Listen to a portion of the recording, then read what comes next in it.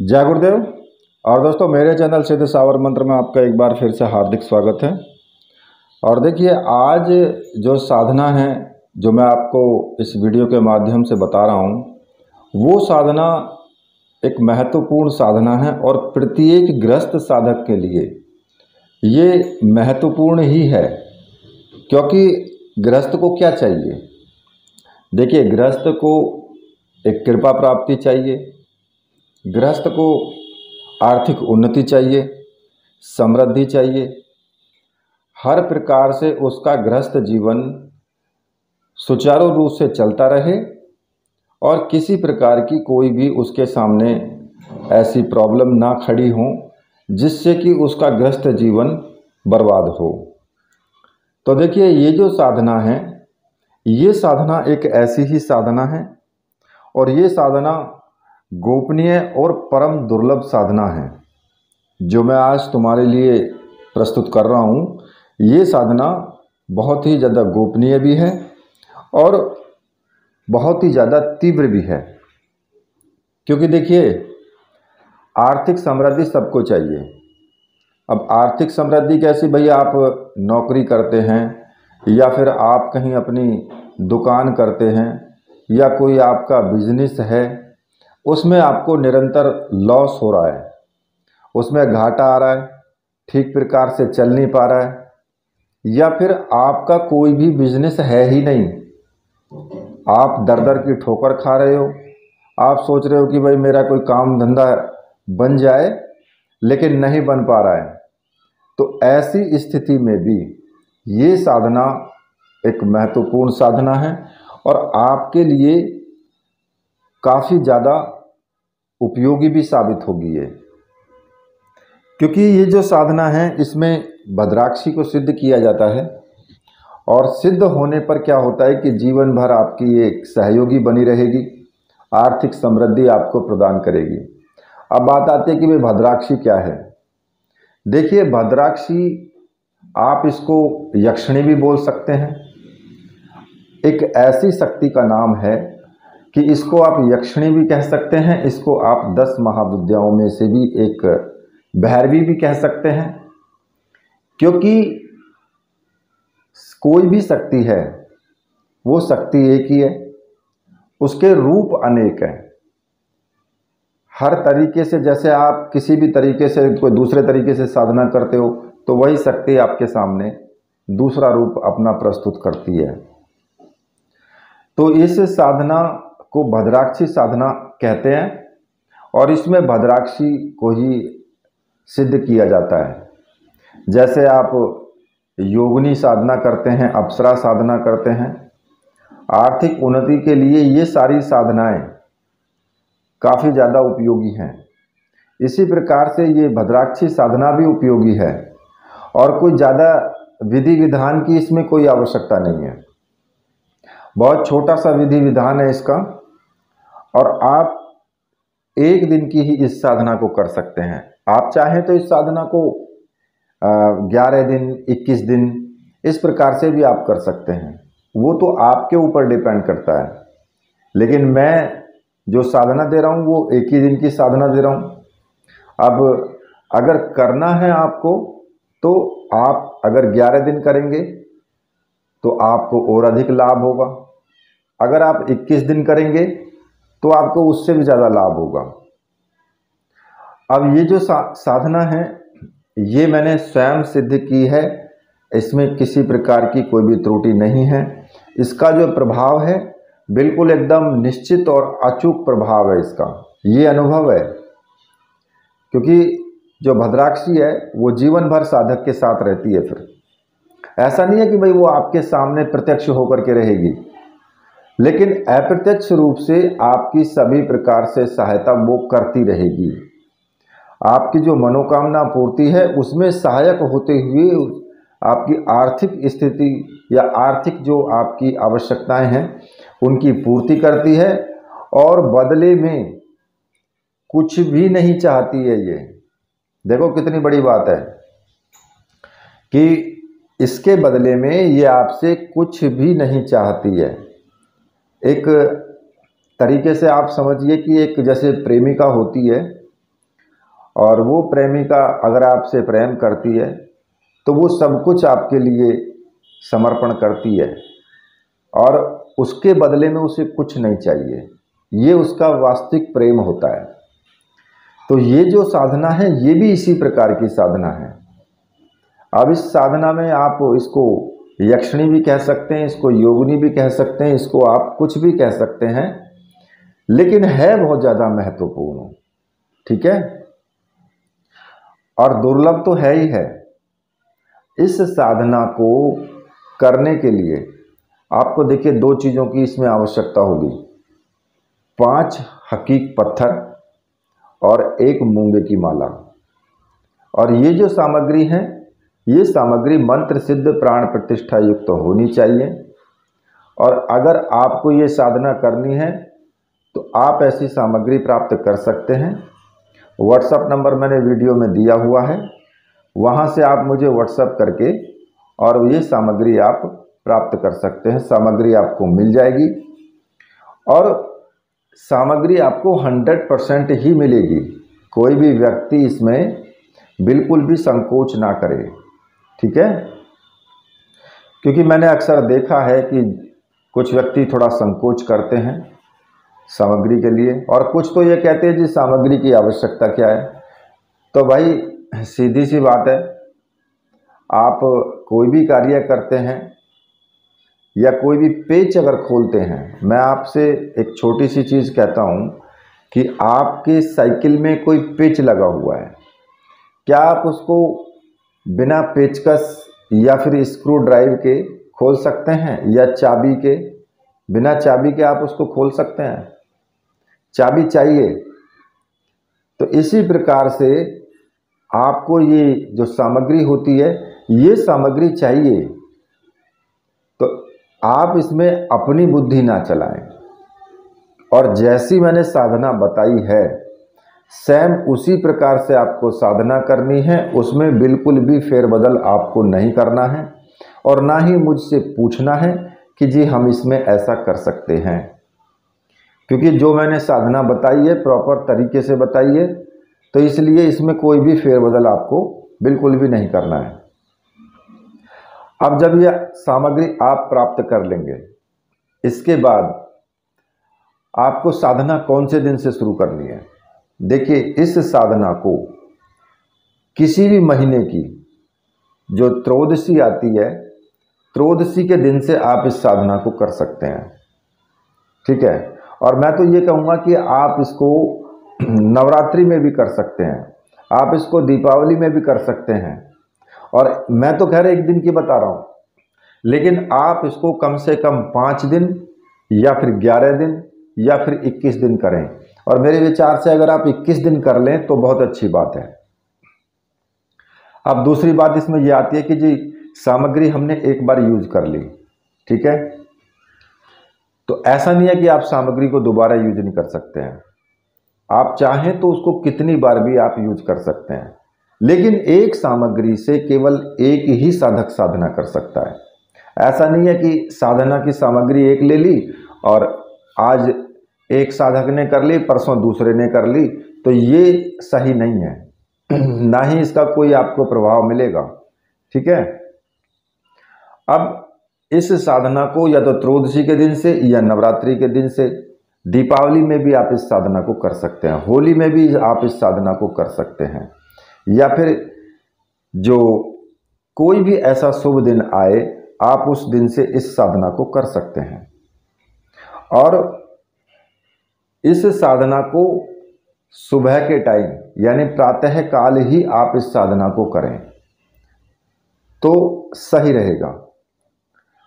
अब साधना को करना कहाँ पे है?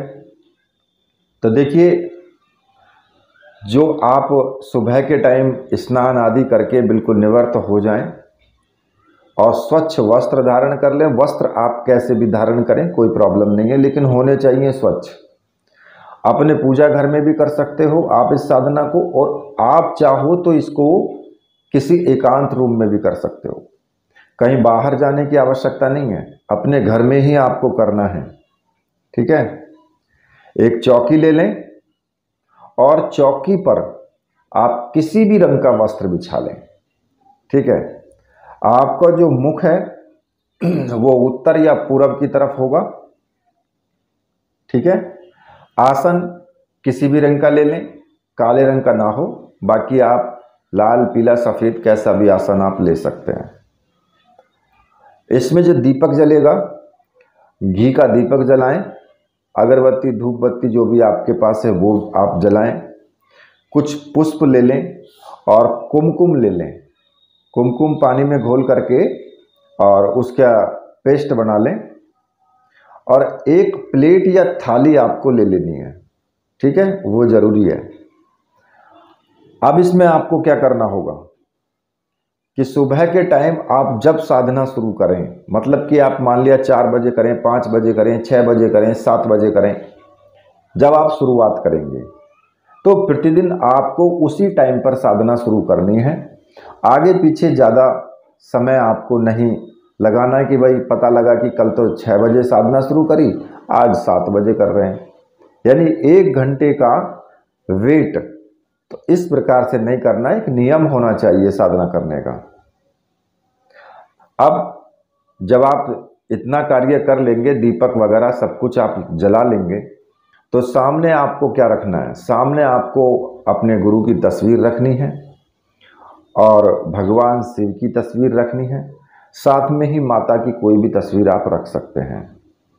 ठीक है, अब जो ये 5 पत्थर हैं, जो हकीक पत्थर हैं, उन पत्थरों पर आप बहुत पतली सलाखा से, चाहे वो लकड़ी की हो, किसी भी चीज़ की हो, तो कुमकुम जो आपने घोला है ना, उस कुमकुम से इन जो हकीक के पत्थर हैं, इन पर आपको ह्रीम का बीज अंकित करना है, ह्रीम लिखना है इसको।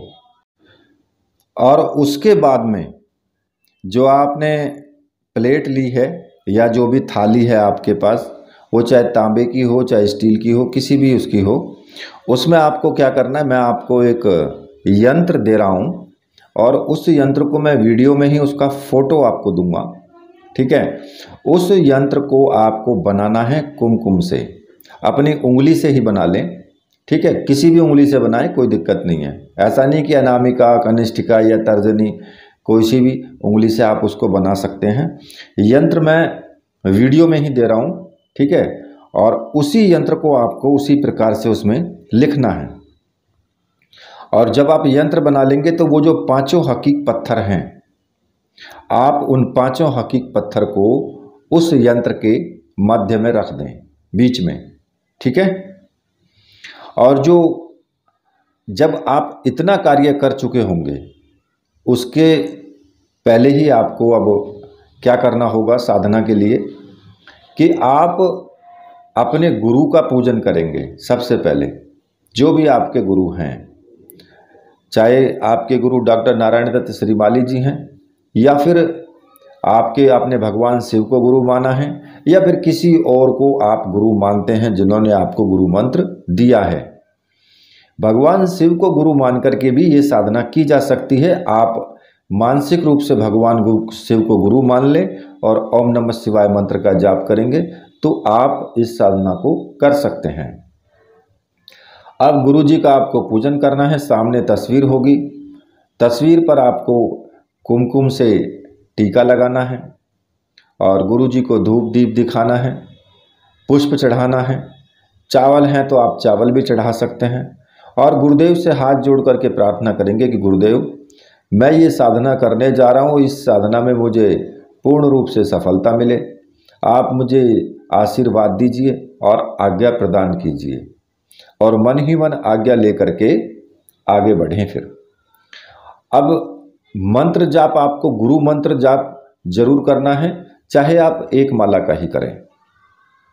अगर आपने डॉक्टर नारायण दत्त श्रीमाली जी को गुरु माना है तो ओम परम तत्वाय नारायणाय गुरुभ्यो नमः, इस मंत्र का आपको जाप करना है। एक माला का ही करें, चाहे स्फटिक की माला से कर लें, चाहे रुद्राक्ष की माला से कर लें। ठीक है, अब गुरु मंत्र हो गया। अगर भगवान शिव को गुरु माना है तो फिर आप ओम नमः शिवाय मंत्र का जाप करें। पूजन आपको ऐसे ही करना है भगवान शिव का, और ओम नमः शिवाय मंत्र का एक माला का जाप रुद्राक्ष की माला से कर लें। अगर किसी और को गुरु माना है, जैसे कि गुरु गोरखनाथ को गुरु माना है, या फिर किसी और व्यक्ति को जिन्होंने कोई गुरु मंत्र दिया है उनको गुरु माना है, तो फिर उनके ही गुरु मंत्र का जाप करेंगे और उनका ही आपको पूजन करना है। जब आप इतना कार्य कर लेंगे तो आपको अब जो दिग्बंधन मंत्र है उस मंत्र से आपको दिग्बंधन करना है। क्योंकि कोई भी साधना करें, चाहे सात्विक करें चाहे तांत्रिक करें, चाहे घर में करें चाहे बाहर करें, लेकिन ये मंत्र आपको बोल करके जरूर अपना चारों दिशाओं को बंधन करना है, उस क्षेत्र को, जिससे कि कोई भी नकारात्मक शक्ति आपके पूजा घर में या आपकी साधना में प्रवेश ना कर पाए और किसी भी प्रकार से आपकी साधना खंडित ना हो। और जहाँ तक आप इस मंत्र को पढ़ करके चावल फेंक देंगे वहाँ तक आप पूर्ण रूप से सुरक्षित हो जाएंगे। अब इसको आपको करना कैसे है कि उल्टे हाथ में आप चावल ले लें और सीधे हाथ से चावलों को सभी दिशाओं में फेंक दें और मंत्र बोलें, ओम असर्पंतु ये भूता है भूमि संसिता, ये भूता है विघ्नकर्तास्ते नश्यन्तु शिवाज्ञा, अपकर्माणान्तु भूतानि पिशाच सर्वतो दिशम, सर्वेषां विरोधेन पूजा कर्म समारंभे। इस मंत्र को बोल करके सभी दिशाओं में आप चावल फेंक दें।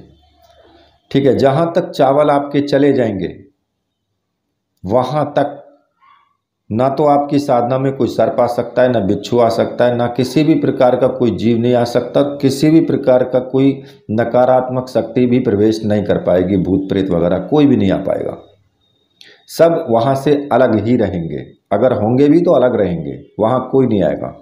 ठीक है, तो इस को जब आप दिग्बंधन कर लेंगे तो दिग्बंधन करने के बाद फिर आपको जो मंत्र है उस मंत्र को आपको जाप करना है। और जो पूजन है यंत्र का, जो आपने थाली में यंत्र बनाया है और उसके ऊपर जो आपने 5 हकीक पत्थर रखे हुए हैं जिन पर ह्रीम बीज लिखा हुआ है, उसको पूजन करना है। अगर माता की तस्वीर सामने है तो उनको भी टीका लगाएं, पुष्प चढ़ाएं और धूप दीप दिखाएं, वहाँ भी पूजन करना है। और उन का भी आपको पूजन करना है जो 5 हकीक पत्थर हैं, उसी प्रकार से आपको पूजन करना है। पुष्प चढ़ाने, चावल चढ़ाने, थोड़े से चावल चढ़ा दे बस। ठीक है, पूजन करने के बाद फिर आपको जो है जो मूंगे की माला है उस माला से आपको मंत्र जाप शुरू कर देना है। अब मंत्र आपको कौन सा जपना है ये मैं आपको बता देता हूँ। तो मंत्र इसमें जो जपना है आपको ह्रीम, केवल ह्रीम, और मंत्र मैंने लिख करके भी आपको दिया हुआ है वीडियो में ही। तो खाली आपको ह्रीम जपना है और इसमें आपको ह्रीम बीज की कम से कम तो 11 मालाओं का जाप आपको करना है। और ज़्यादा से ज़्यादा आप कितना भी कर सकते हो, ये तो आपके ऊपर डिपेंड करता है कि भाई आप कितनी माला का मंत्र जाप करना चाहते हैं, मतलब कि कितनी देर आप बैठ के कर सकते हैं। जितना ज़्यादा करेंगे उतना ही आपको लाभ ज़्यादा भी होगा। अब किसी व्यक्ति की तो क्षमता होती है कि वो 2 घंटे भी बैठ सकता है, किसी व्यक्ति की क्षमता होती है कि वो आधा घंटे ही बैठ सकता है। तो अपनी अपनी क्षमता के अनुसार इस मंत्र का आपको जाप करना है। ठीक है, और जब आपका जाप पूर्ण हो जाए उसके बाद प्रणाम करें गुरुजी को और अपनी साधना से उठ खड़े हों और अपने दैनिक कार्य आप फिर कर सकते हैं। ऐसा नहीं है कि आप केवल साधना ही करेंगे और कुछ कार्य आप नहीं कर सकते हैं वो कार्य भी। अब साधना को लगातार आपको कितने दिन करना है, मैंने आपको पहले भी बताया है कि आप 1 दिन भी कर सकते हो, 5 दिन भी कर सकते हो, 11 दिन भी कर सकते हो, 21 दिन भी कर सकते हो और ज़्यादा भी कर सकते हो। इसमें कोई लिमिट नहीं है। जितना आप ज़्यादा करोगे उतना ही आपको इसमें फ़ायदा मिलेगा।